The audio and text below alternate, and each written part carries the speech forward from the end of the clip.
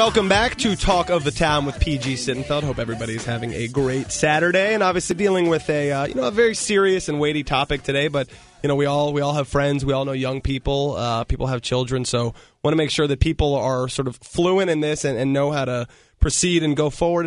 And Joe, let me ask you this: how good, and we might not be able to sort of know this scientifically, but are young people who are being cyberbullied forthcoming to their parents? Are the parents likely to know because their child actually told them, or would they know by some other means? I've had research where it is 11% of teens actually talk to their parents about being cyberbullied. Is that 11% of teens that are being bullied or total? Being bullied, yeah. And that's the problem, too, because they don't want to admit to it. So, hey, Mom, I just got called a nerd or something worse than that. Worse, yeah. Yeah, so they don't want to admit to it. We appreciate you watching your language on the show, though. We take your point. Well, so that being the case, and I'm not shocked that, and tell me if I'm like thinking about the wrong age when I think about sort of adolescent anguish peaking in, middle school, 6th, 7th, 8th grade. But if that's the case, that the vast majority of kids are not necessarily being forthcoming with their parents, what signs should parents be looking toward to see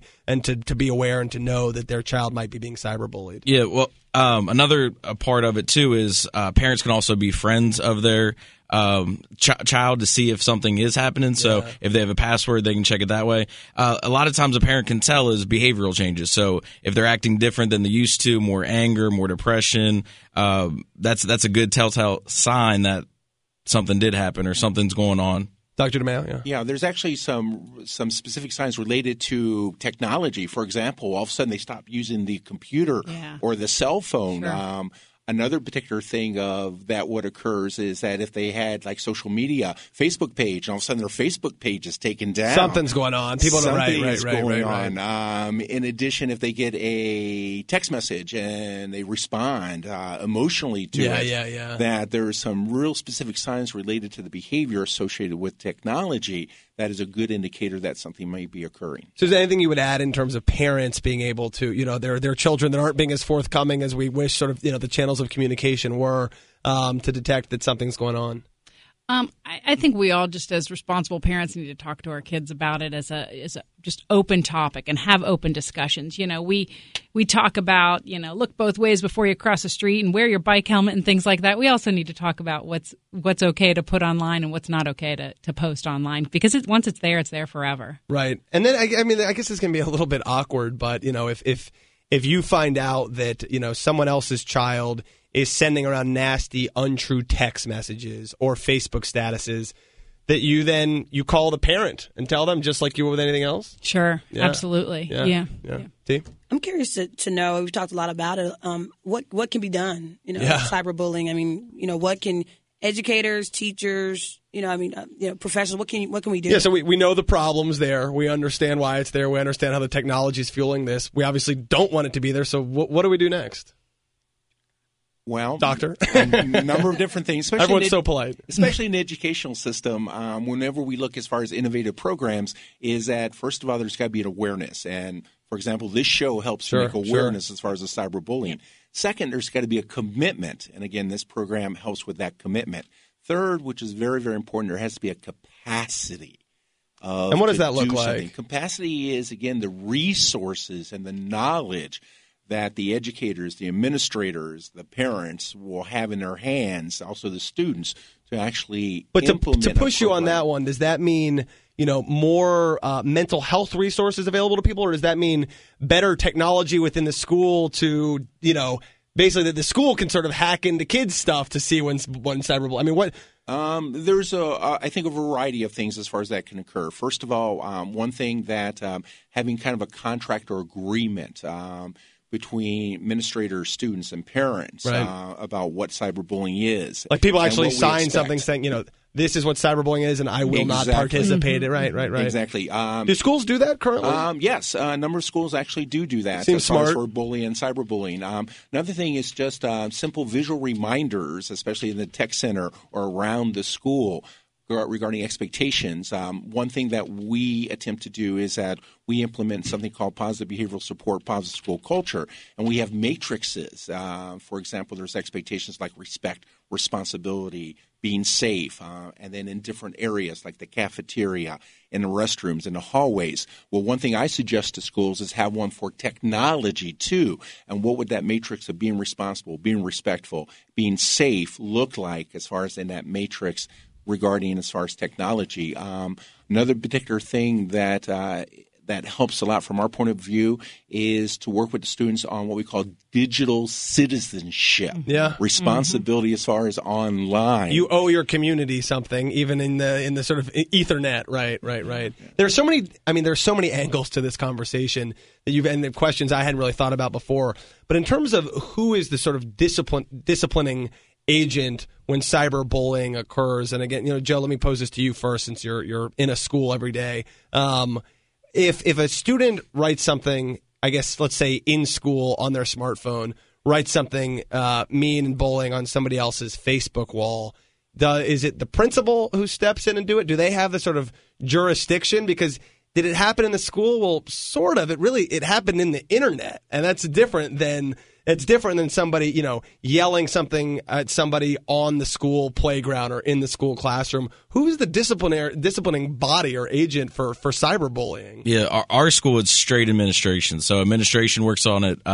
We look at it, or if they come to us first a lot of times, and then we go to administration to kind of touch what Dr. Bill was saying. We have bullying prevention, which is OVAIS, and he actually came to our school. We're one of 6 or 7 or so Cincinnati Public Schools that actually have that, and the bullying theme is NBA theme. We're a big basketball school. I coached the girls basketball team, undefeated regular season, and so their NBA theme is no bullying allowed. So we have a team NBA to get on that. Dawn Bittner was one of the people that started at Cheviot with me, and no bullying allowed NBA theme to kind of help prevent that. And then once it does, unfortunately, if it does happen, then we go on to administration. Now, not to get sort of too into jurisdictional boundaries here, but let's say you have 2 students who are both students at a given school, and the cyberbullying happens off campus, and they do it on the weekend. Then does the school have the ability, the autonomy, the authority to step in and be a disciplining, or then it's in the parents' court? It's a very, what we call murky subject. And right now there's a number of law cases, case studies going through, but usually it focuses on something referring to as substantial disruption.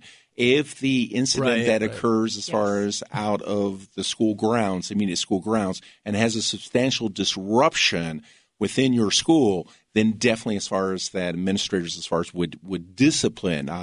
But from my perspective, any particular incident that occurs is what I call a teachable moment, we might not actually, quote, use formal discipline related to our code of conduct, but it's a moment as far as to teach and for kids as far as to learn about appropriate behavior and what occurs within society. Right. Susan, back to that big question of what, specific concrete steps can we, as a society, as elected officials, as parents, can we take to, address this problem and make sure that it's not as prevalent? Mm-hmm. The piece we haven't talked about is teaching bystanders what appropriate behavior is, too. Everybody's involved in bullying at some level, even people that witness it, even people that see posts on Facebook, for example. They're impacted by that.